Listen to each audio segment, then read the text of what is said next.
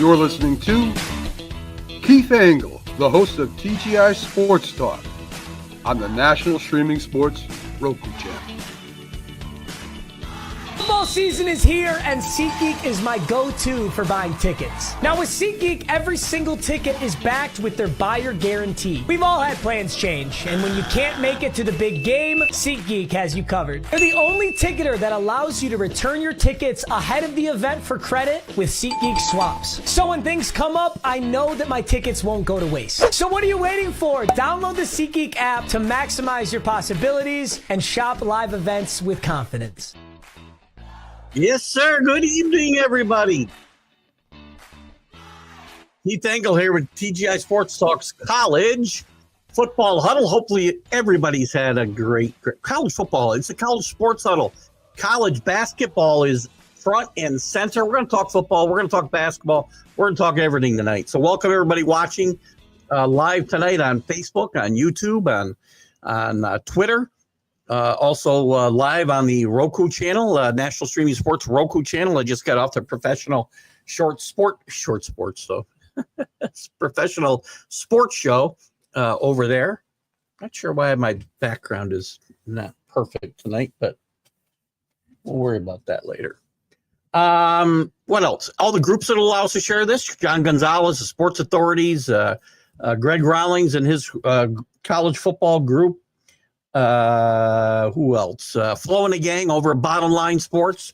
Let's Talk Sports, where Flo and the gang do their podcasting. Ken Krause at Golf Bud Sports of All Sorts.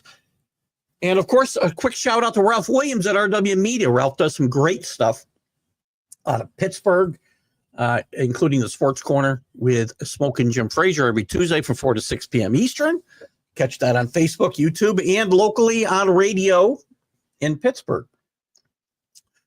Thanks to my guest, Jim Beringer, and our thoughts and prayers go out to Jim and his family. He lost his dad this past weekend. A very sad event, obviously, and we know that Jim and his family are mourning the passing of such an important figure in their family, and we wish them well and Godspeed to Jim's dad. And I'm sure that goes out from all of, not just me, but all of my followers here at TGI Sports Talk. So, Jim, we hope you're holding up, and we'll have Jim on. By the way, Jim's going to be a regular feature on Friday, not regular every Friday, but we're going to continue our one-on-one interview shows, which we won't have an interview this week or the next few. That we'll have repeats because I go on vacation. We'll do a sound off show this week, but the last Friday of every month, Jim will be on, and we'll still do sound off, and we'll get an NHL update from Jim and do some of that as well. And hopefully him and his family are holding up in this tough time.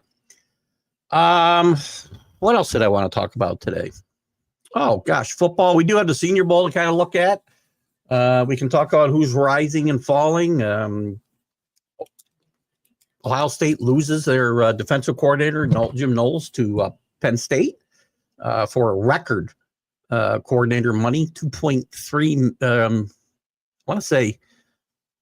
I think $3.1 million, excuse me, which eclipsed the old mark by quite a bit, which I think was 2.3 million for college assistants. Shane Beamer gets extended. We can talk about some quarterback situations out there. We can talk about guys in the NFL draft. There's supposedly going to be some changes or talked about changes to both the playoff and also eligibility rules where everybody will get 5 years. 5 years. No red shirting, no anything. 5 years. We'll see if that flies. We got guys, and I guess it would be retro. Everybody would automatically get an extra year, so we'll have 6-year guys again. So whatever. Lots to talk about there. But also in college basketball, which we're going to start focusing on more. We'll get into the rankings. We'll talk about some of the conference situations, bracketology. Big games coming up this week. We got a couple of big ones coming up. Houston, West Virginia is playing actually tonight. Alabama and Mississippi State, both ranked, playing tonight. This weekend, we've got Florida and Texas facing off. We've got some really big games coming up as we head towards, we get deeper into conference play, get towards tournament play, and March Madness itself. Hello, James. How are you, my friend? Just got off the professional sports show with James, and we got to chat sometime about your little audio problem there, James. My brother-in-law, when he comes on to do some baseball stuff with me on the MLB update, has the same issue, and it might be your browser. Not sure. I'm not sure what browser you use, but there might be a fix there somewhere. Because StreamYard isn't terribly friendly with things like Safari, for instance. So I just thought I'd throw that out there. Anyway, we'll see how we go tonight. We'll talk about whatever you guys want to talk about. I'm probably going to start off with college basketball, and then we'll go to football. Going forward until things get better. By the way, in college football, ESPN is going to have on, I think, Labor Day Saturday, the first Saturday of the week, first Saturday of college football, North Carolina and Bill Belichick will have a primetime game. I can't remember for the life of me who the heck they're playing, but it'll probably come to me during the course of this show. Basketball. We're just starting to get into the meat of this. Where's Rick? With an extension, Rick and Kenny, and you probably got years of eligibility left, Rick. Good evening, by the way. Good to have you with us.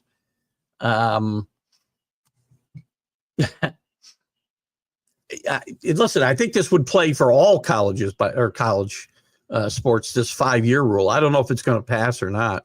I mean, it's going to be a big change from where we are now because you can redshirt twice. You can play 5 games.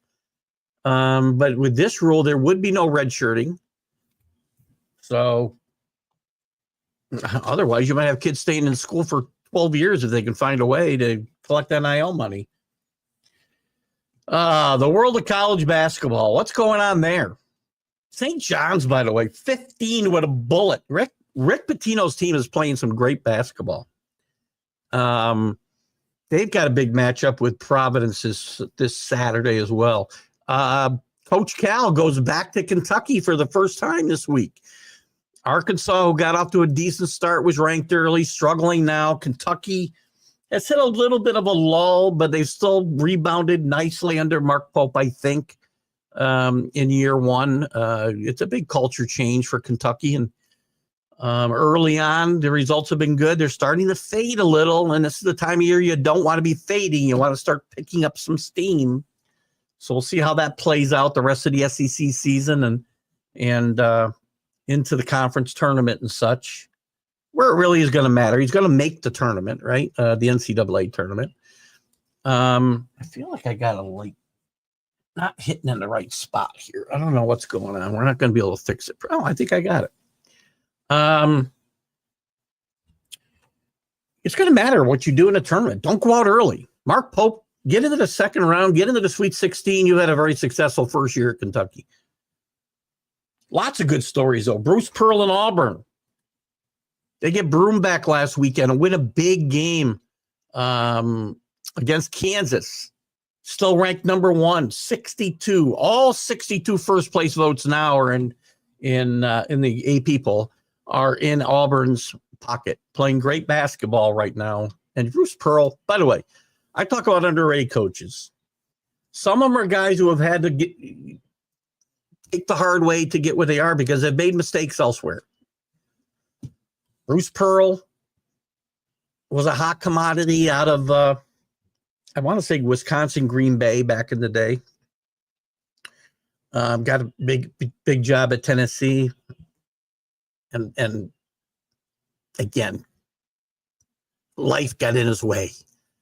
College life got in his way. College coaching life got in his way. Happens to a lot of guys. But Bruce Pearl has had an amazing run. He had a good run at Tennessee, got in trouble, made his amends, if you will, I guess, and has had a second life and even a better career probably at Auburn. He's got his best team right now. And his team looks like they are tested come tournament time. I don't know if you got the message last week, but you can do 2 hours and rebought. Yeah, I do know that. Yes. Thank you, Linda. This show is an hour and a half. The only place I run into trouble there, and I do appreciate it. I do know because when I used to, I'm live now with the Sunday morning show. When I went over like 2 hours, I went over like 2 seconds or something one time when I was not live on the Sunday show, and had to, when I got done, I would play it, I think at 11 o'clock or whatever. But that's how I found out it was a 2 hour limit. So I do appreciate that, Linda. And this show goes, we usually go till 8:30. Sometimes when things slow down, which is, I don't expect to be for a little while, we cut it off a little bit earlier, but we go for an hour on Roku with live on Roku tonight. And then we do finish up the show on Facebook and YouTube, but Robert Butler and Sports Scopes comes on at 8 o'clock on the National Streaming Sports Roku channel. So those of you on that outlet will say goodbye to at 8 o'clock. So thank you, Linda. I did see your message on Sunday too, by the way. Thank you. Again, Auburn 18-1, rolling. Big win against Kansas last week and 2 overtimes, I want to say. Get Broom back just in time. One of the best players in the SEC in my mind. I talked about him with Paul Spada, I think, over the weekend. Duke, John Shire has grown into this job nicely. And they've got a big game. We've got North Carolina and Duke this weekend. That matchup has lost some of its luster because USC's been down a little bit. Hubert Davis has struggled since he took over for Roy Williams. Did make that Cinderella run to the Final Four his first year after struggling in a regular season. But it hasn't been good since then either. John Shire has had a better, I think, smoother trajectory at Duke than Hubert Davis has had, both of them succeeding legends in the sport.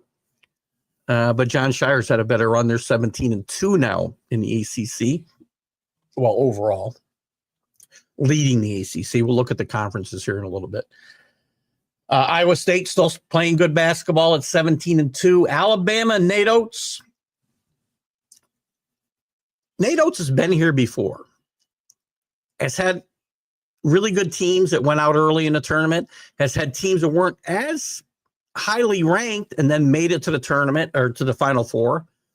Didn't do necessarily very well there, but what will this year bring? Is this the best Nate Oates team yet? Don't know.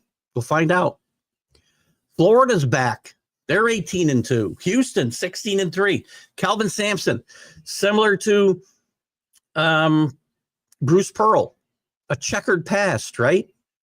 Great coach at Oklahoma, gets the Indiana job, gets in trouble for things that today probably wouldn't even matter. Doing a great job at Houston, has that team on a roll. 16-3 now. They're playing West Virginia tonight, as I said. Big matchup at West Virginia. Michigan State. Tom Izzo. Always a great March coach, or was. Hasn't quite had the horses the last few years. This is a really good team, 17-2, atop the Big Ten. Tennessee is slipping a little bit. They fell a couple spots this week, but still playing well. Marquette. Shaka Smart's done wonders there. They lost 2 of their best players. They're still ranked in the top 10.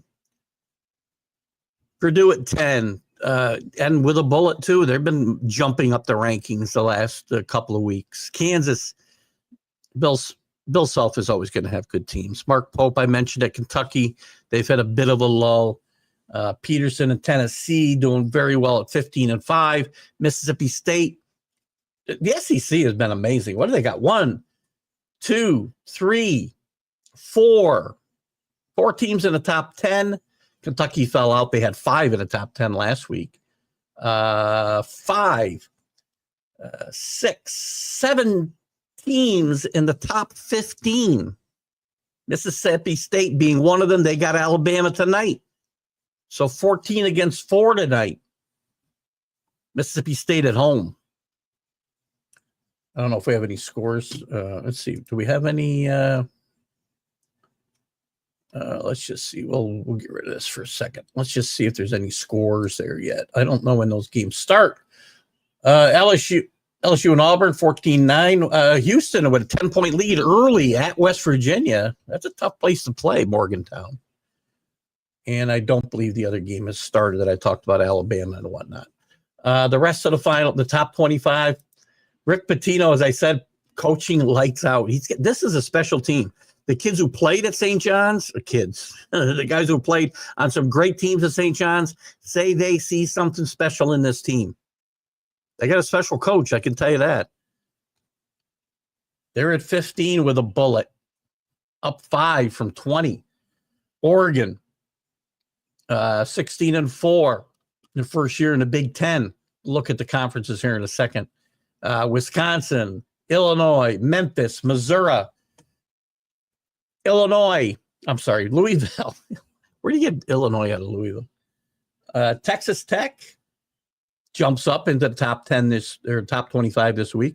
Ole Miss dropped 7 spots with a couple of losses, but still a strong 15-5.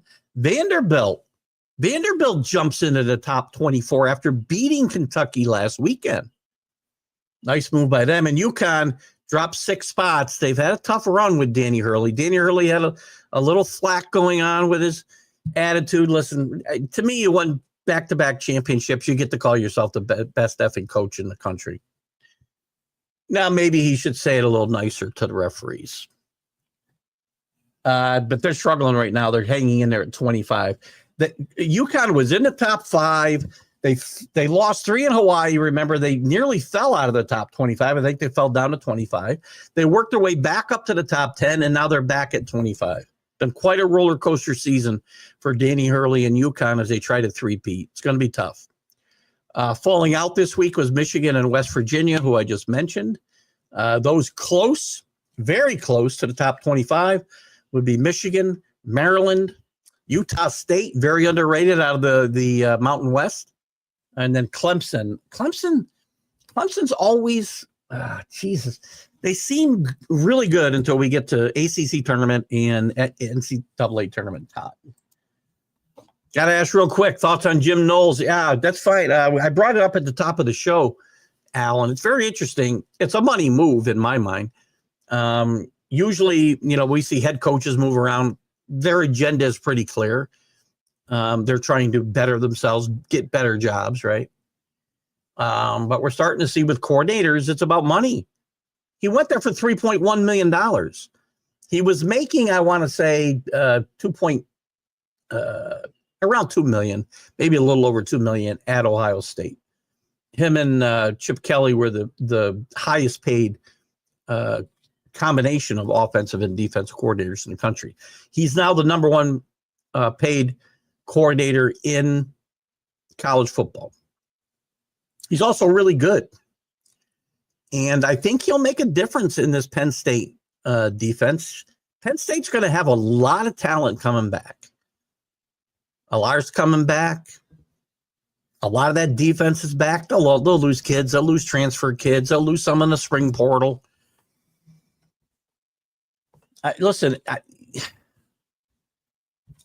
Michigan's not going to be Michigan yet next year in my mind. I think Oregon takes a step back next year. I think Ohio State potentially could take a step back next year. We're talking football right now. Penn State needs to take advantage and take a step forward. That's in football. We'll get back to that if you guys want. We can jump around. There's no set agenda here, right? We're going to talk basketball. We're going to talk football. What order we talk it in is unimportant. Let's just jump around the conferences a little bit while we're talking some college basketball. And we'll stick probably with the main conferences. As we get closer to tournament time, we'll talk more about some of the other. As I go through here, I'll mention some teams that are good and maybe to watch out for come NCAA tournament time as maybe a surprise winner, first round winner, maybe a chance to win a couple of games. We'll talk about that. As these teams catch my eye, we'll talk about them. But we're going to go right to the American Conference, where Memphis at 19, 16-4 overall, 6-1 in conference, playing well under Penny Hardaway. A couple of surprises here. North Texas Mean Green are 6-1 in a conference. Teams that we expect to be better. Temple struggling at 12-8, 4-3 in a conference.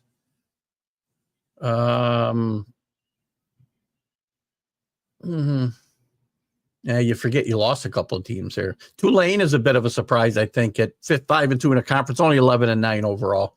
This is Memphis's conference to win, and a higher seeding than some might expect if they were to make a run here.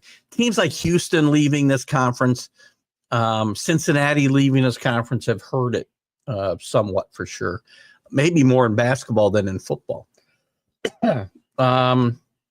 You don't see Army and Navy, for instance. They are only football participants in the American Conference.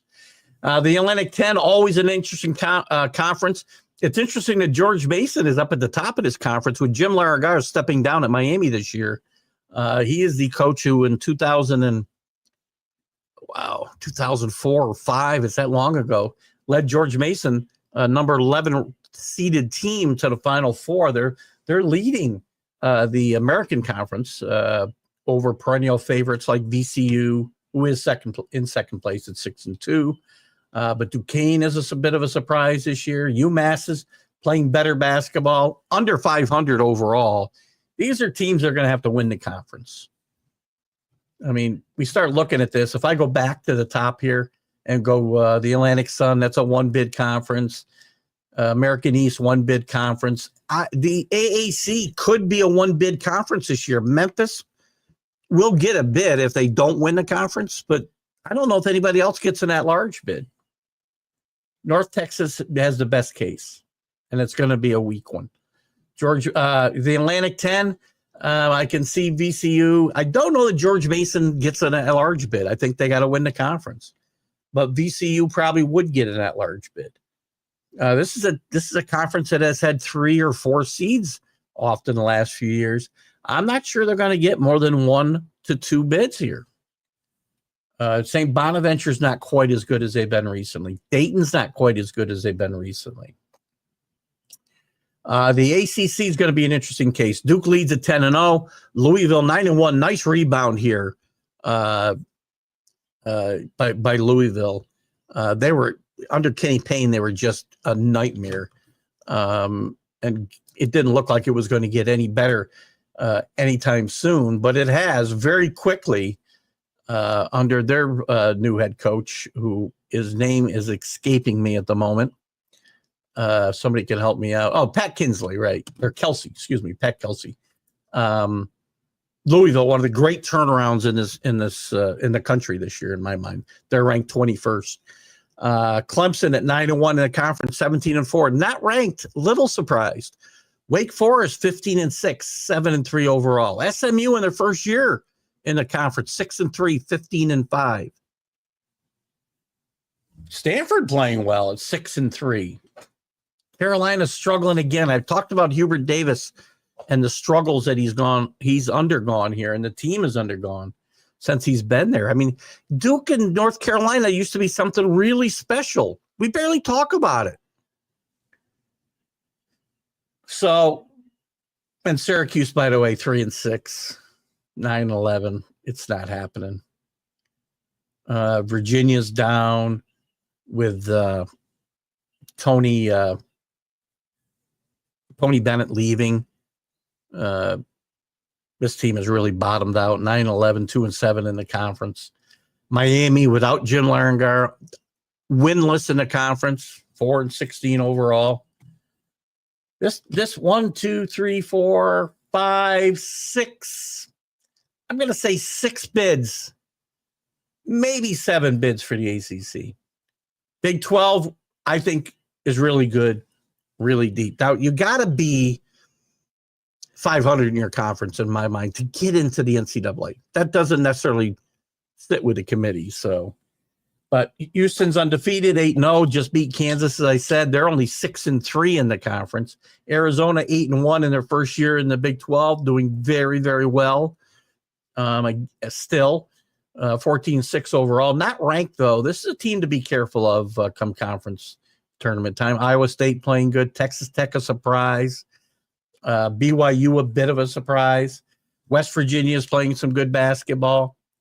1, 2, 3, 4, 5, 7 to 8 bids out of this conference. We'll see what Joe Lunardi says in just a second. The Big East, Marquette at the top, tied with St. John's, 9-1, taking advantage of UConn's struggles, only 6-3 in conference. They'll make the tournament. Creighton will make the tournament. I think the Big East gets 4, maybe 5 bids, depending on how Xavier finishes, maybe how Villanova finishes. Early surprise, Georgetown has fallen to 4-6 in the conference. Ed Cooley cannot beat Providence. Since he left Providence, he's 0-4 against the Friars. Big Sky, this is going to be a 1-bid conference. Big South, 1-bid conference. The Big Ten's going to get a bunch. Underrated. Nobody's talking a lot about the Big Ten. Michigan State looks like a vintage Tom Izzo team. 9-0, 18-2 overall. Purdue playing good basketball. Painter, underrated coach. Finally broke through to the Final Four last year. I didn't take this down. Sorry. We'll see how they do. Michigan playing well enough to get in the tournament. Wisconsin playing good basketball. Maryland playing good basketball. UCLA been up and down. Mitch Cronin, Illinois, good basketball. Oregon playing a bit of a surprise, I think. Indiana on the bubble, I would think. So this is looking like 1, 2, 3, 4, 5, 6, 7, 8, 9. Maybe 9, 8 or 9 teams out of the Big Ten. Big West is going to be a 1-bid conference, although UC Irvine, be careful of this team in the tournament. Coastal Association, a 1-bid tournament. Horizon League, 1 bid. Conference USA, 1 bid. How's my boy doing? Green Bay, 0-11. Doug Gottlieb. You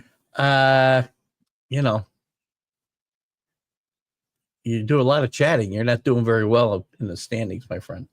The Ivy League, 1 bid, of course. Nobody really standing out there. Princeton's a 14-5. Nobody's getting this is the one team I could see maybe winning a game if they were to get into the tournament. Metro Atlantic, we'll look at Siena, 4-5, 9-11 overall. Going to have to win the conference. Iona has fallen back since Rick Pitino left there 2 years ago. Marist sits at the top here. This is going to be a 1-bid league. Mid-American Conference, Akron running away here. Miami is right with them, I should say. This will be a 1-bid league.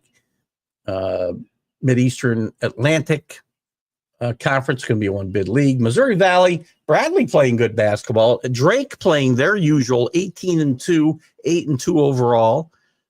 This is a league that you could see maybe Belmont playing well. Northern Iowa, who's had good teams through the years. They could sneak 3 bids into this tournament. I could see 2 for sure.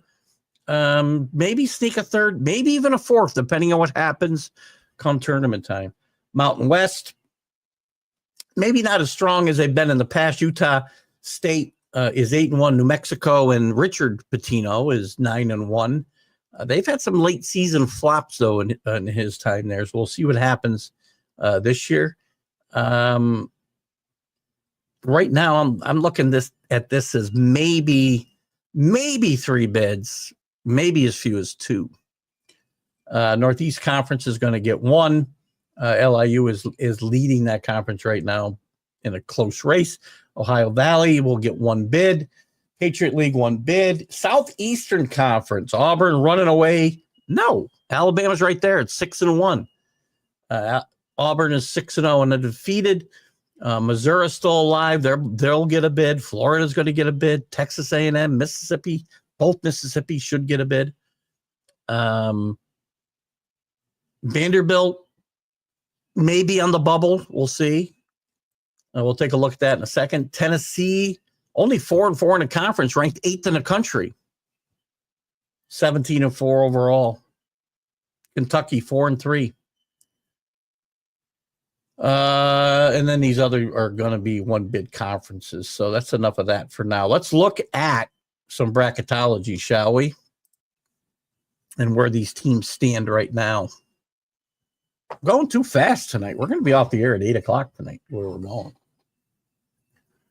Bracketology, my friends. This is Joe Lenardi. We go off of his, and I kind of give you whether I believe or don't believe.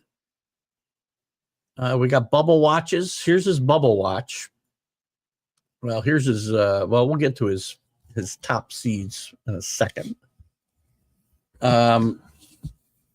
His last 4 buys. So these are going to be the last 4 that don't have to play in the first 4 games. Oklahoma. There you go, Alan. I'm not so sure about Oklahoma. I'd have them in the last 4 in, quite frankly. Georgia, San Diego State, and Pittsburgh. Last 4 in. Ohio State. Texas. North Carolina. I've got North Carolina on the outside looking in right now, and UCF. First 4 out. Xavier, Indiana. I've got Indiana solidly on the bubble here as well. Arizona State, SMU. See, I'm going to put SMU in, take North Carolina out. Other than name brand, I can't see any reason SMU belongs in there and not Ohio State. Or I'm sorry, not that SMU doesn't belong in there and North Carolina does. The next 4 out for Joe would be Nebraska, Wake Forest, Cincinnati, and Dayton. No argument there. My arguments would be Xavier would be in, and if I'm going to drop somebody out for them, it's going to be Ohio State. I'd swap Xavier for Ohio State. I would swap SMU for North Carolina. I think I might swap Indiana for Texas as it stands today. His number 1 seeds, by the way, top overall seed, Auburn. His other seeds are Houston, of course. Where are they? How come I can't see who they are? Duke and Iowa State. Oh, I'm sorry, I was wrong. It's not Houston. It's my bad. I read that wrong. Auburn, Duke. Auburn, the number 1 overall seed, Iowa State, and Alabama.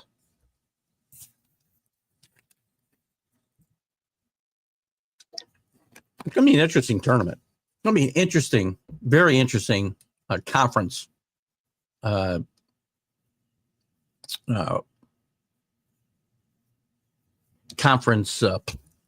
season as we finish up, and it's going to be very interesting once we get to tournament time. Now, unlike myself, Joe Lenardi has the SEC with 13 teams, the Big 10 with 9, Big 12 with 8. I think I was on 7. I think I had the SEC. Maybe I didn't count out my SEC teams. I probably had 11, maybe 12. Big 10, I think I was at 8. Big 12, I was at 7 or 8. ACC, 4 or 5. Big East, 4. That's a little odd. Who's he got in if he's got Xavier out? Oh, he's got Creighton in. Mountain West, 3. I'm okay with that. The WAC will get 2. St. Mary's and Gonzaga. Not the WAC. I'm sorry, the WCC, West Coast Conference. And the rest of these leagues that we talked about would all be 1 bid leagues. Some big games coming up this weekend, as I mentioned, to keep an eye on. Tonight, we've got right now Houston is leading West Virginia 26-13. Wisconsin up over Maryland 23-16. These are all top 25 games. Texas Tech is leading TCU 26-19. And later on, we've got UConn playing DePaul. They should right the ship there. Probably the big game of the night is Alabama, number 4 against number 14, Mississippi State. We'll move on to tomorrow night. The biggest game tomorrow night to me would be Memphis and Tulane, maybe Oregon and UCLA. 16 Oregon playing against UCLA, who's been ranked, has fallen out of the rankings. Probably the games to watch there. Friday night is short schedule, but we do have Indiana and Purdue. Very important game for Indiana at Purdue. This is a must-play well game, if not a must-win game for Mike Woodson and Indiana, in my mind, if we can have that this early. The Saturday schedule, which is really deep, Florida, Tennessee, 5 against 8. Providence and St. John's. Big game for Providence to try to boost their profile. Missouri will go to Mississippi State, so playing 2 top 20 opponents in the next couple of days is Mississippi State. Auburn will get Ole Miss on the road, a little bit of a test for Bruce Pearl and the Tigers.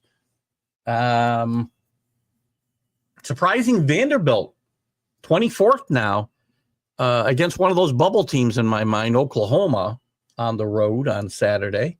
Louisville will go to Georgia Tech, shouldn't be a problem. Georgia and Alabama will play. Kansas and Baylor. Baylor's on a bit of a downturn the last year or two, but at home, a dangerous opponent for Kansas. Michigan State will get USC. Texas Tech and Houston in a ranked matchup.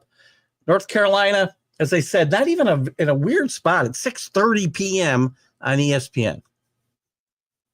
Not a mid-afternoon game, not an 8 o'clock game, 6:30. UConn and Marquette square off in the Big East. Big game for UConn going to Milwaukee to play Marquette. And then, of course, Coach Cal, only 1-6 in his first year in the conference at Arkansas. Bit of a disappointment. We'll go to Kentucky, who's struggling a little bit lately.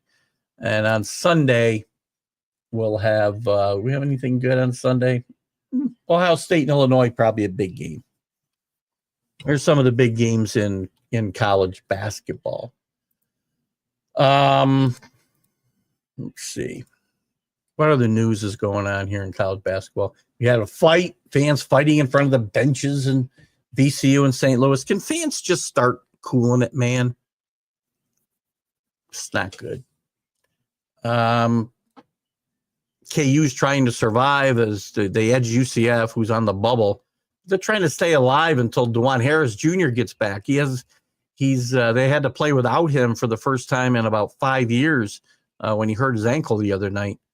I think in the Auburn game he hurt himself. He's going to be out for a little bit, and they're just trying to survive until he can come back. And then John Shire, as I said, done a great job.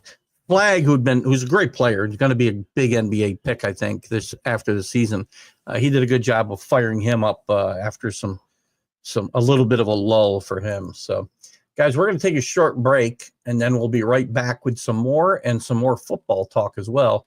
So stick with me. Get some comments up there if you can, and we'll be right back.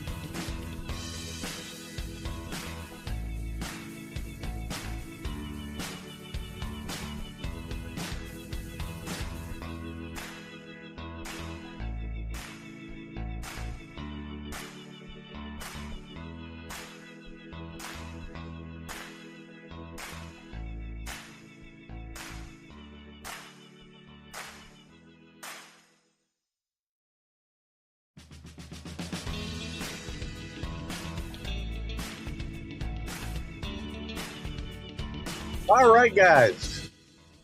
I apologize. We're back and better than ever. We can talk college basketball. We can talk college football. We can talk whatever you want. Here's our boy, Caitlin Clark. Their boy, Rick Sherlock. Hold on. Let me put you on. There we go. You know what? I don't know. It's lost its appeal for me. You know, do you remember? And it's a great topic, Rick. As I walk away, we got more viewers while I was gone. Should I just stay away and leave the song playing and the banner up? I got to change my banner, don't I? Hold on 1 second. Oh boy. Let me get back to put the right banner up once you're gone, Rick. Caitlin Clark. It's a great, man. Have we talked about college basketball? Are you seeing college basketball like all over all over ESPN, all over any college basketball coverage? Is it just me? I mean, I talked about women's sport. I'm sorry, I get in trouble when I do this all the time. Put your comment back up here, Rick. I talk about this all the time. Women's sports has a long ways to go to be men's sports. It just does. The appeal's not there. There's casual women viewers who go watch the NFL. They're not all watching Caitlin Clark, right? Or I'm sorry, Caitlin Clark. Sorry, she was with Taylor Swift, so that's what made me think about her. But there's not casual men going to watch women's basketball. Maybe there are. I mean, guys who are inclined to watch women's sports, watch women's sports. I don't. I will if it's on. There's an interesting story. I like the softball here and there. But women's basketball, I mean, you know what? Still makes it to the top of ESPN's tabs here. It's right next to the NHL. So I don't have to go to more sports to get it anymore. But what are the big stories? And maybe, am I missing a boat? Would you guys want me to talk more about women's basketball? Because I will. I'll get myself more up to speed on what's going on there. I'll look at the rankings if you want. UCLA's at number 1. They're 20-0. That's a big story, right? South Carolina maybe they're going for their own three-peat. I don't know. What are they doing? Or 3 out of 4? They're number 2. Notre Dame's number 12. Where's Iowa? Iowa's not even ranked. They lose Caitlin Clark. So Caitlin Clark was a draw and was important to the world of women's basketball. But you've got to have stuff coming in behind these stories to be able to maintain and be relevant year after year after year. There's still money. There's still money involved. For sure. But guess who's back? Kid's Head from Columbus. I know it's got a woman's comment coming up, so we'll cover it. But congratulations, Ed. I haven't seen you since the win. And let me ask you this, Ed, and I'm gonna come back to you Ed, in a second.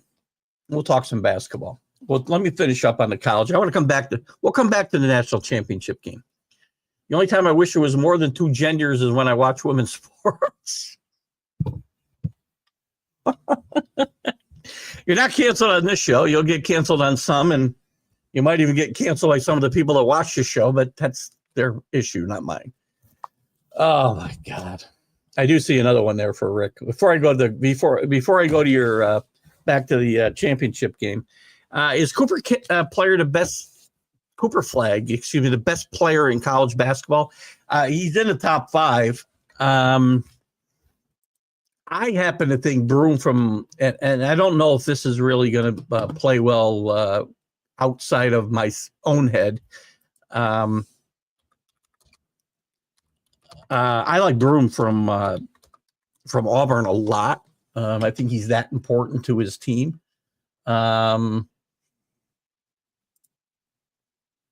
But I think Flag is there. Johnny Broom is there, as I said. Who's the other guys that we can talk about? I would rate, to me, they're 1 and 2. right? Dylan Harper from Rutgers has been good, but the fact that the team is no good doesn't help him. Eric Dixon from Villanova is good. McNeely from UConn is good, even as they struggle. I do like RJ Davis from North Carolina a bit. It's funny, there's a lot of really good players on some mediocre teams. Another guy you don't hear a lot about is Bennett Sturtz at Drake. He's only averaging 19 a game or so, and 6 or 7 assists, couple 4 rebounds a game. Gonzaga's always got some good players.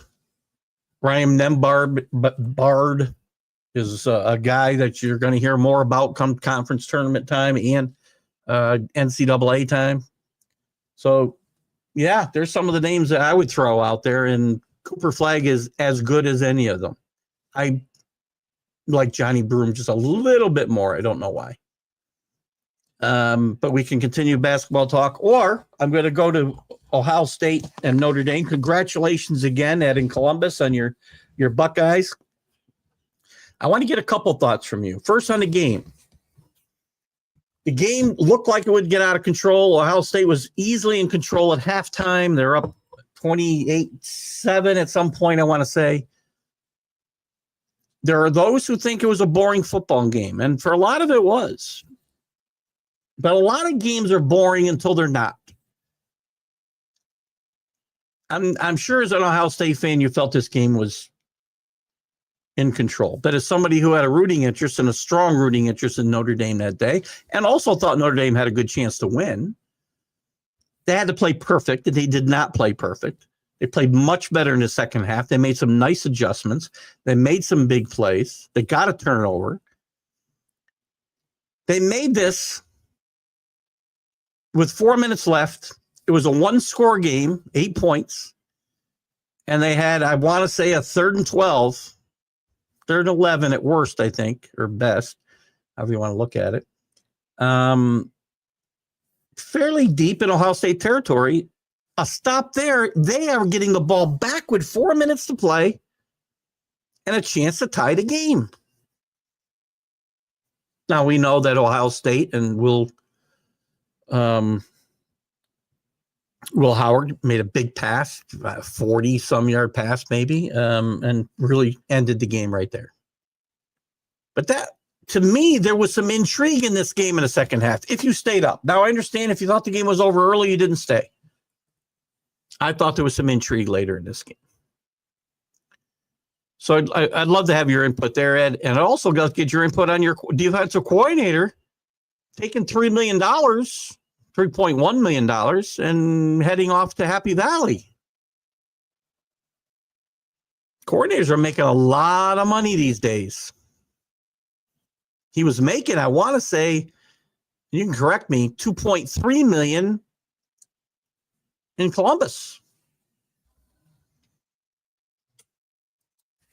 So Ed's first comment about the game was I was nervous, but I was also nervous when Ohio State was up 34-0 out of Oregon.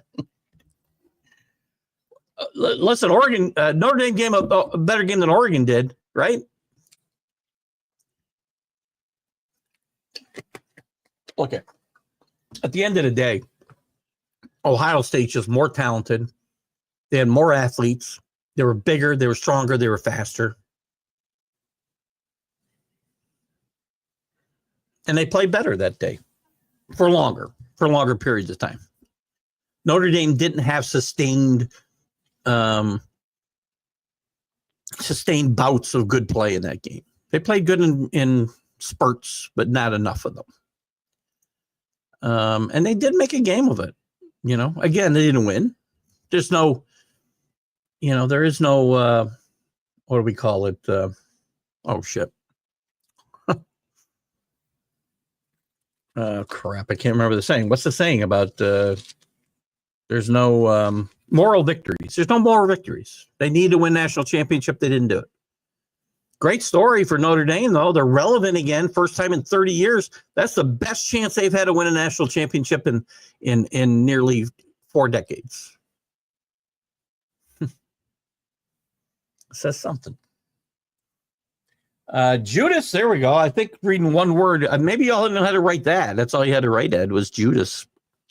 Judas Jim Knowles is going to Sad Valley. Ohio State is going to murder Penn State November 1st.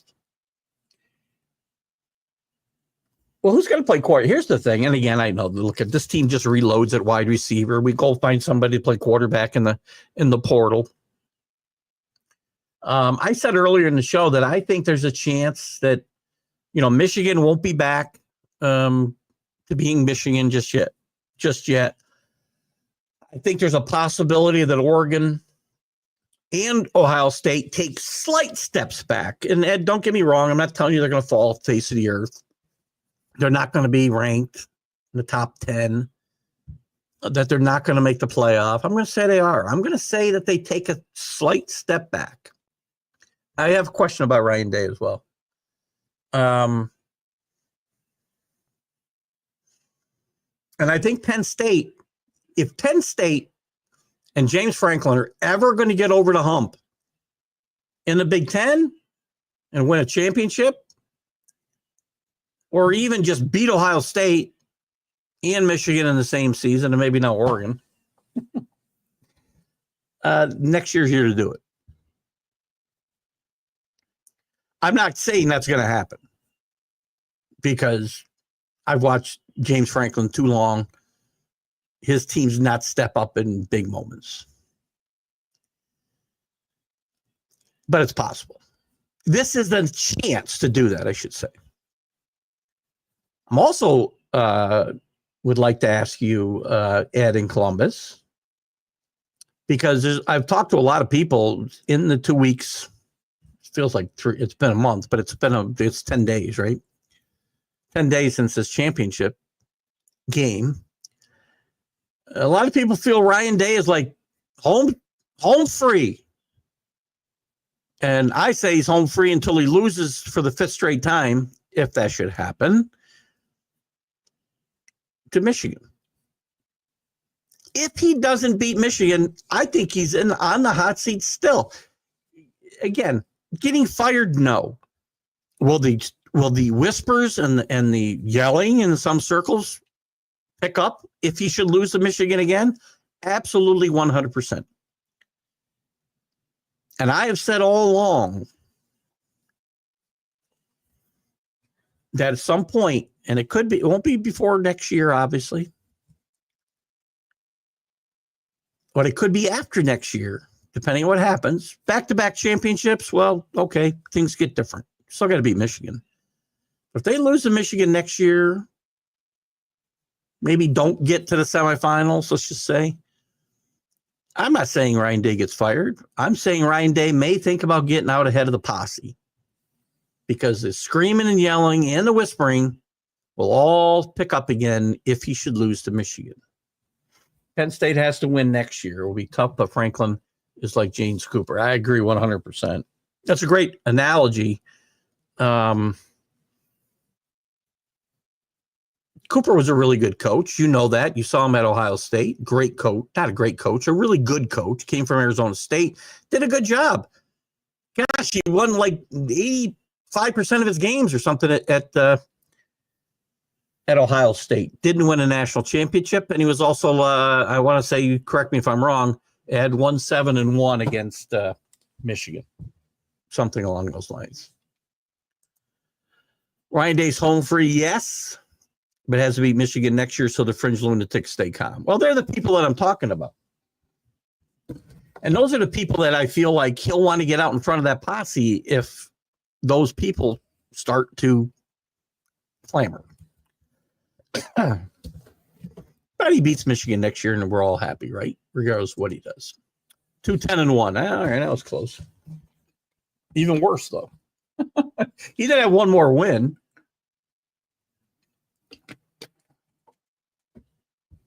Won 7-1. That must be Franklin's record against somebody that I mixed up with Cooper. Oh, great. Great teams, though. I mean, Jesus. Let's see what's going on. Let's talk about how about other coaches? Brian Kelly. Brian Kelly They've loaded up for a title run now in 2025, but he lost 4 games last year, which I guess you can be forgiven for after losing Jaden Daniels and Neighbors and a lot of really great players. By all accounts, he's one of the big winners, along with Miami in the transfer portal. He loses 4 games again next year. I think Brian Kelly's going to be looking for a job, quite frankly. Who else did well on the portal? Let's see who are they counting on as big winners here in the portal. And guys, we can go back to basketball. And I know you came in where I was on a break. I had an emergency break. Read into what you want. Viewership went up while I was gone, and you had just we'll be right back and music playing. I'll try not to be offended by that. So winners, LSU, big winners. There were a lot of winners in the SEC, obviously. Ole Miss, Lane Kiffin is the king of the transfer portal. Auburn had some 6 top 100 players, by the way. Go to Ole Miss. Auburn added 6. Missouri adds 3. But nobody did better than LSU with 16 top 100 players, which is really good, by the way. Miami, again, for the second year in a row, they come up with a star quarterback, although we don't know how healthy this one's going to be. They came up with from Washington State 2 years ago, and now they come up with Carson Beck from Georgia. Beck had no path back to Georgia because he told them he was leaving before he got hurt, and they allocated all his NIL money. So if he wanted to get paid the close to $4 million or the $4 million he's getting from Miami, then he would have had to leave, which he did. Brian Kelly has the fakest. He should stop that. Oh, my God. Need to eat more crawfish and gumbo. Just talk like Brian Kelly. My God, what a joke that was when he was at the LSU basketball game last year after he got the job. Good grief. Who else had good? Oregon had Dan Lanning's done a great job. I know the season ended in a disappointing fashion, but they've got 9 top 100 players coming in. They've got a quarterback, I believe, too. I'm trying to think. They had a quarterback that was sitting behind Dylan Gabriel. It's escaping me at the moment. Texas Tech did very well. Southern Miss did very well. Some of the teams that didn't do so well, Purdue with a new coach. They had a lot of their roster got rated, as usually when your coach leaves or gets fired, as theirs did.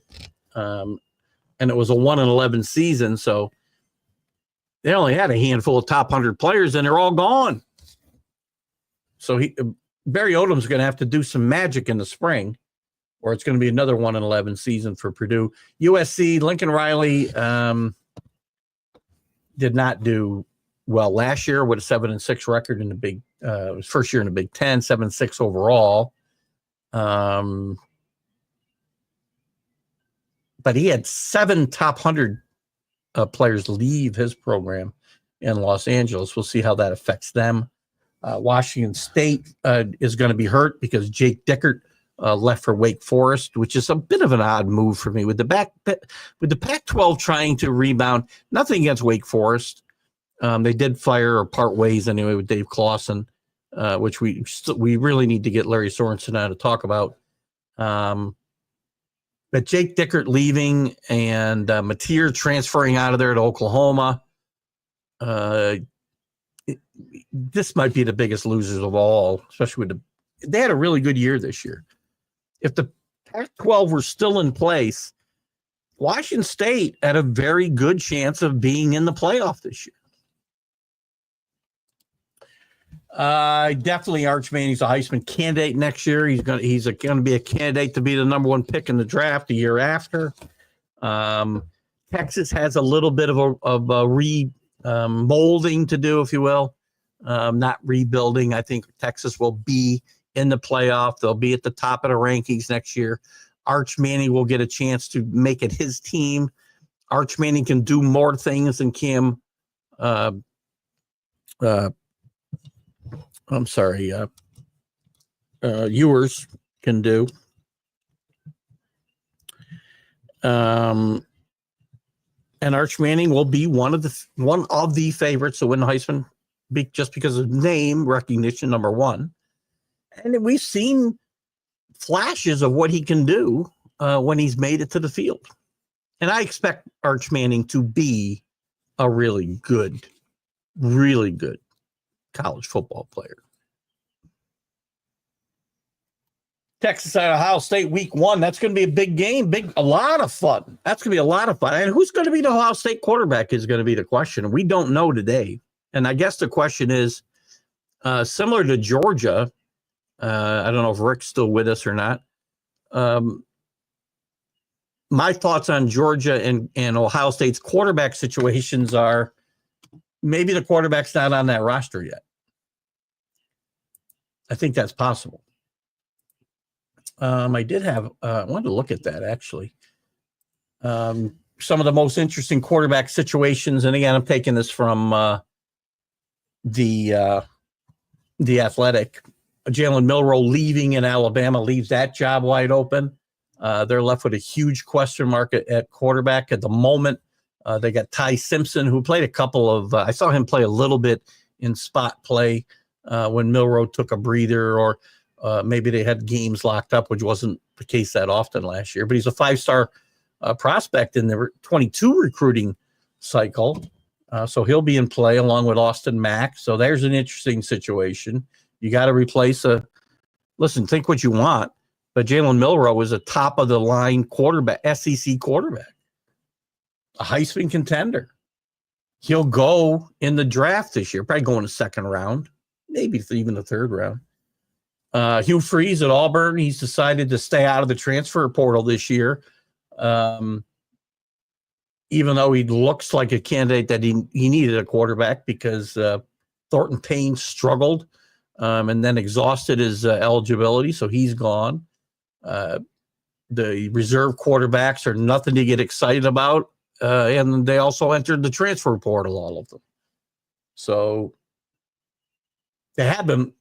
I take it back. They did bring in Jackson Arnold. My bad. They were active in the transfer portal. They did bring in Jackson Arnold. They also added Ashton Daniels for a little bit of depth, who started at Stanford and struggled a little bit. Colorado is going to be an interesting situation to see who replaces Shedeur Sanders. We do have one of the top quarterback prospects in the portal was Julian Lewis, who was a former USC commit, and he was a 5-star at one point. But he's a 4-star now. Michigan, Bryce Underwood, getting paid a lot of money. Is he going to be ready to play next year? Who knows? Ohio State, again, Will Howard's exhausted his eligibility. Devin Brown transferred, or is in the portal anyway. 4-star signee. Is this the guy who's going to play? Aaron Noland, top 100 player in his class. He was also down the depth chart. He transferred, though, to South Carolina. So who's the quarterback? You know, they've been through this before, right? And they seem to come up with guys. I mean, I think they went through a full-fledged competition when Kyle McCord got that job. Julian Sain is a kid from Alabama. He'll be the quarterback. I've heard his name thrown around. He throws darts and already has chemistry with Jeremiah Smith, who's important. This is what become wide receiver you, hasn't it, Dad?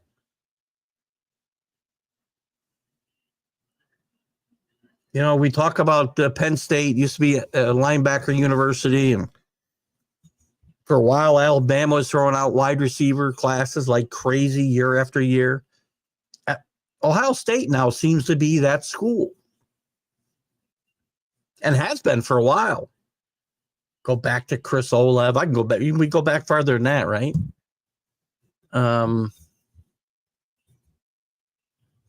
So we know he's going to have guys to throw the ball to. So that helps the guy's progress and gives them a leg up for sure.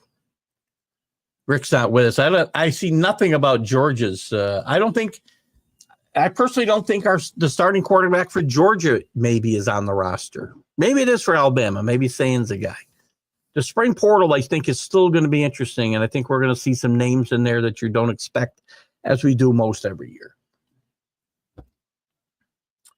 What else is going on in the world of college football or basketball? Ed, we can talk about anything you want. Your Ohio State Buckeyes right now, Joe Lunardi has on the bubble in college basketball, by the way.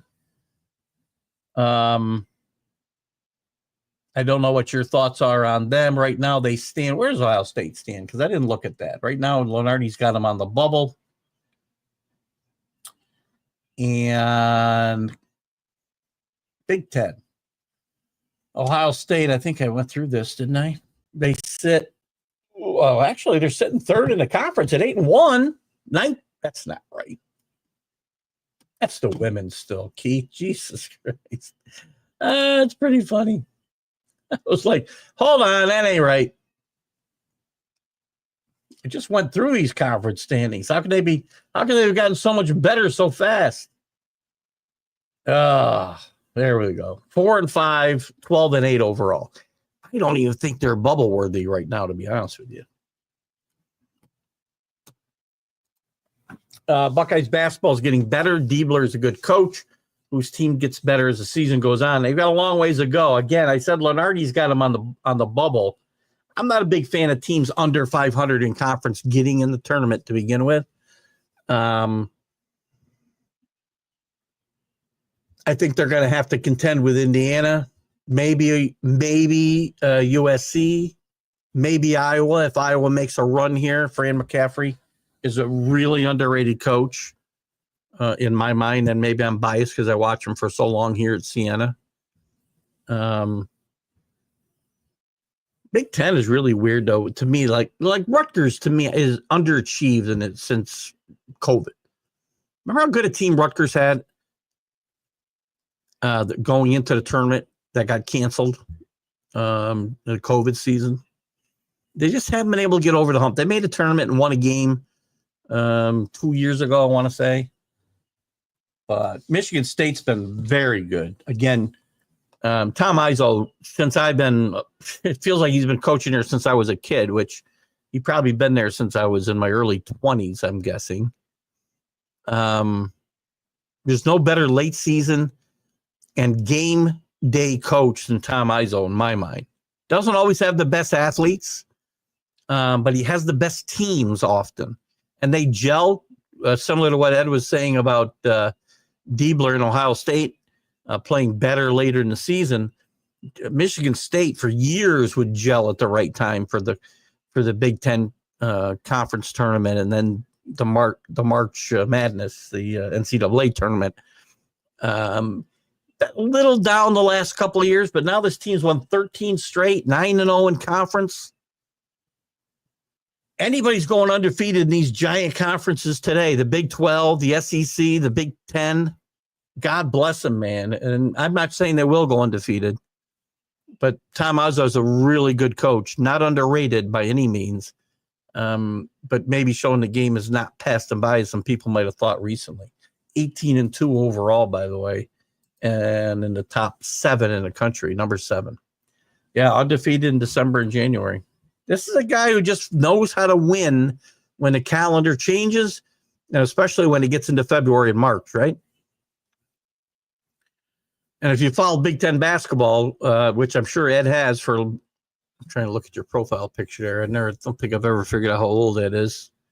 I think he told me he was older than his picture looks. Let me see. Let me look again. I'm going to say you're in your, I don't want to embarrass you by saying too high or too low.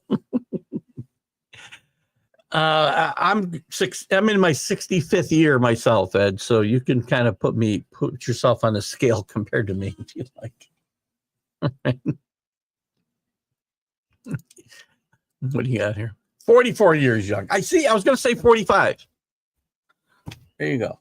You've watched a lot of good basketball and football in your lifetime, being a Big Ten fan and Ohio State fan. I saw there's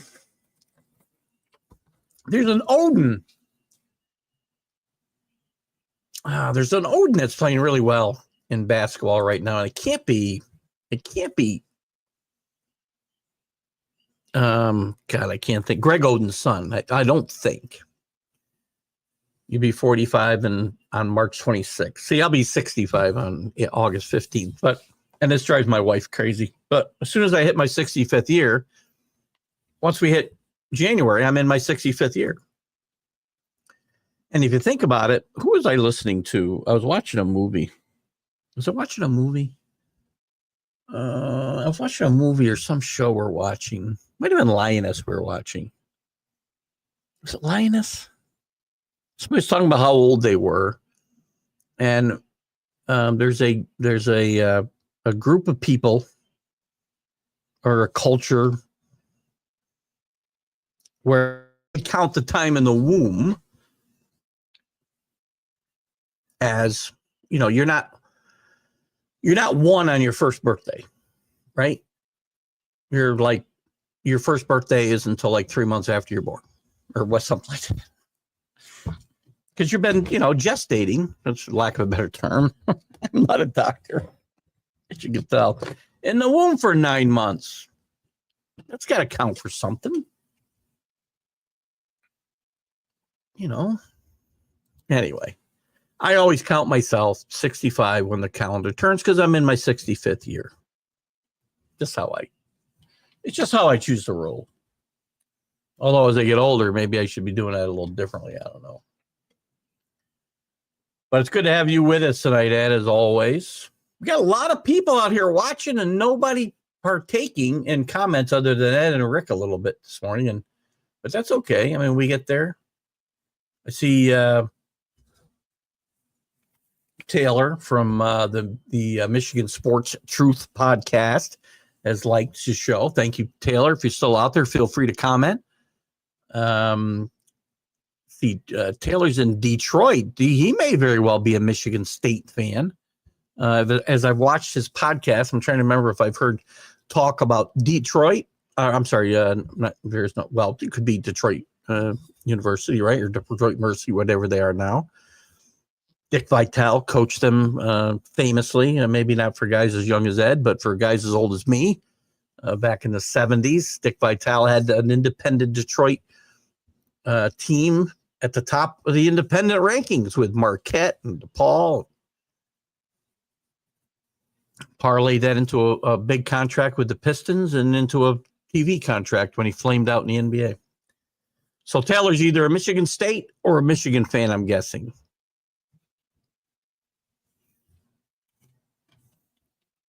Feel free to chime in, Taylor. And I know there's a lot of people out there. We got a bunch of people on X tonight. I don't know where Danny is tonight. Danny was a little upset on the professional sports show because of Michael Vick came up as a topic, being college football coach again. Listen, I know Danny doesn't like him, and I know we had some people didn't like him on the show, and I'm not a big fan. I certainly am a huge animal person. I don't really think a lot about Michael Vick one way or the other. I stopped playing the commercials that Michael Vick was a spokesperson for because I wanted to stand by. I can't always go by what my viewers like or don't like, right? Because everybody's got opinions, and I respect Danny's opinion a lot. So, Danny, if you're out there, I hope or if you hear this later, I hope you know that. I partook in a conversation that was put in front of me, and I don't think I was really one way or the other on Michael Vick, and I'm not going to get all excited about him being there or not being there. I understand why people think the way they do, and there is something to be saying you paid your price to society, but I understand people who aren't okay and forgiving that quickly. Is he on the bridge? Is he on the bridge rail at Detroit? Who? Vitale? We wish Dickie V well, by the way. Dickie V was supposed to make his return to ABC. And by the way, he's like 85 years old and still wants to be out there broadcasting all the time. He's overcome his his throat cancer again. This is about the maybe third or fourth bout that he's had with that in recent years, and he's battled and overcome it. And he had a fall at his house. I haven't talked a lot about what happened to him. An accident, they said, around his house that kept him from returning last Saturday. And I hope he still does get a chance to be out there.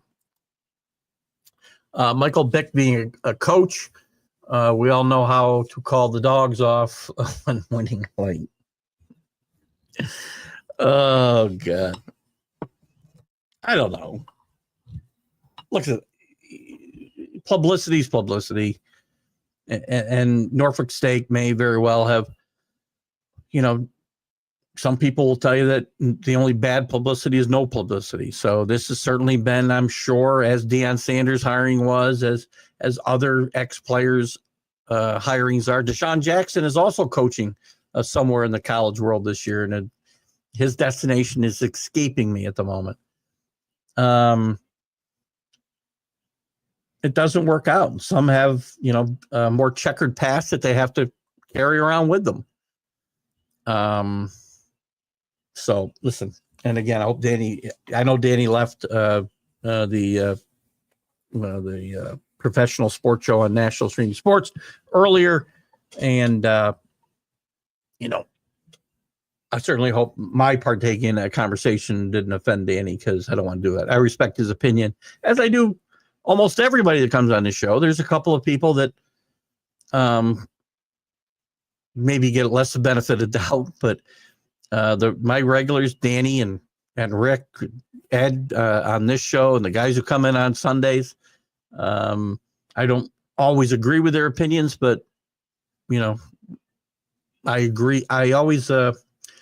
We always have been able to agree about our ability to disagree, and we always part friends. So hopefully Danny just had some other things to do. I know he's got a lot of basketball and stuff going on in his world. So Danny's one of my favorites, along with our longtime guys like Rick, and Ed's been with us for a few years on the show now.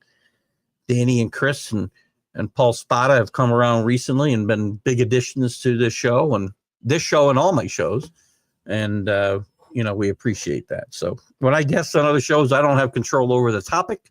And, I participate where I'm asked. So, and again, I'm a little nonplussed, I guess, about, or nonplussed. Sorry, I always say that wrong. Nonplussed about Michael Vick. It doesn't matter to me whether he's coaching or not coaching, quite frankly. I'm just glad he's not fighting dogs. Hope he learned a lesson, because it ain't cool. And I did stop, after thinking about it, I decided to stop playing the spot that had him on, because I'm not a fan of that either. And I decided I didn't want that on my show. We do, however, thank the people at SeatGeek, because they do a great job. Scan that. Guys, if you haven't downloaded that app on your phone, it's not going to cost you a nickel. Download that app. But you're going to thank me when you want to get out to a concert or get to a football game or get to a baseball game. You're going to thank me when you got that SeatGeek app on your phone. So do that, please. We only got a few minutes left here. Maybe Danny's reached out to me. I don't know. See if he has. Danny's my boy. I like Danny a lot. What is Robert Butler messaging me for? Oh, he likes the show. Good, thanks. Samuel Dean. Oh, he's commenting on the National Sports Show. There's Danny. I don't know. We're all, whatever. I've talked enough about that. I got nothing more to say. If you guys got nothing more to say, we'll probably wrap it up here. Get upstairs a little bit early and make my wife happy, because she likes to hear about my day. And I've really been on the go since about 5:55 this morning. I sat down here to start doing some work and getting ready for a few meetings going on today. And I've been here pretty much since, what the hell is that? Pretty much since, that's too funny. Since then. 2 trips up and down the stairs for a little sustenance and other needs. Don't right now. It's looking like it's going to be. It looks like it's going to be sound off. It's Friday. I thought we were going to get Gabe Paul's daughter, Gabe Paul, former Yankee GM and president. But I have not been able to lock in a date with her yet. I'm still chasing somebody that Gary McKillop's got me. I'm trying to think of his name off right now. Let me go here. Hang on one second. We're still chasing her around. We're chasing around. Gary, get me here. Bear with me, guys. A former Notre Dame lineman. Speaking of, got to find Gary's message here. Well, maybe I should search for it. So anyway, we will not have a guest this week. We're going to be on vacation. We'll have a show next week, and I'll fill everybody in. Friday will be the sound off, and we'll talk about what's going to happen schedule wise while I'm on vacation. I leave on vacation on the 5th or 6th of February. The 6th we leave, and then I'm back. I'm not back until the 18th, but I've got work stuff going on that day I go back to work on the 19th. I've got my bosses in from Utah, so we'll be in the office all week. So this show will be we'll try to do some shows. We'll be on next Wednesday, and I'll tell you more about what we'll do. We'll probably try to do this show hit and miss on the air, on the ship. We'll do the Sunday Stream of Consciousness for sure. We'll have replays of interviews at the 9 o'clock slot. And then if some MLB news comes up, we'll probably talk about that we'll probably put that show on hiatus for a couple of weeks. It's going to be very hard to do shows any of the Fridays from the 4th until the 21st. It's going to be very, very hard to do live shows. So we'll do what we can do. Gene Smith, is that our boy from Georgetown University? Gene Smith? Is that you, my friend? We had Gene on our one-on-one show a couple years ago. Had a great talk about the Hoyas in his day playing for the great John Thompson. I got a couple minutes left here. If Gene, you're still with me, glad you popped in, buddy. Been a long time since we chatted. If this is the right Gene Smith, I can't tell from the and if you're not, please say so before I embarrass myself any further. I can only see part of a couple and a baby. But former Georgetown Hoya great, and we talked a little bit about Georgetown rebounding a bit in basketball under Ed Cooley, although they're having a little trouble beating Providence, and they've been struggling the last few weeks. They've certainly, while they may not have turned a corner, they at least can see the corner, I think, that they need to turn in front of them. So that'd be good to see Georgetown maybe start to return to some relevance. As the Big East itself, well, it's not what it was. It's certainly becoming a very, very good basketball team again. I don't know if that's Eugene or not, but I hope it is. If not, then you got mixed up with some really good company. But thanks. I appreciate the thoughts about a good vacation. We will have a good vacation. And we try to do some shows. I don't think we'll try to do this show. I think we're going to miss 2 weeks because we'll be on next week. We'll miss, and next week is the 5th. So we'll miss the 12th and the 19th, most likely. I might try to do something on the 12th during the day like I did during football season. We'll see how it's going. And we will definitely do the Sunday Stream of Consciousness on the 8th and the 15th from the ship, which we always try to do. We have some fun. We actually had some people that were watching us do the show live on the Venencia in October. It was very funny because I always try to find a kind of a quiet, secluded place to go. It'll be quiet, but it doesn't stay quiet for long. And I had a group of people that were sitting there watching me do the show. and I had usually put my earpiece in and stuff too, and I didn't have that. So we actually had a crowd. I should have, it was almost like doing a breakfast club. Rick, you remember the old breakfast clubs that Mason and Sheehan used to do back in the day from Pix 106? It was almost like that. Same rowdy atmosphere. At 65 years old. They're all people older than me, by the way. There were a bunch of scooters driving around me. It was freaky and scary. I was hoping Gene would respond, but he did not. I don't know if that's my Gene or not. I'm going to try to have to check it out. After the show, I can't click on it here. I'm hoping when I get onto Facebook, I can click on his, maybe I can do it here. Can I? I can click on it here. Is that my? That is my Gene Smith. Damn it. Where are you, Mr. Smith? Gene was one of my favorite one-on-one guests. We had Gene quite a while ago now. And there's Rick remembers the Breakfast Club. This was exactly like that with scooters, Rick, if you can imagine. Oh, my God. Oh, gosh. It was so much fun. Anyway, Gene, I'm glad you popped in. Gene Smith from Georgetown. I want to get Gene on the one-on-one show again to talk about the resurgence of the Big East and the resurgence of Georgetown.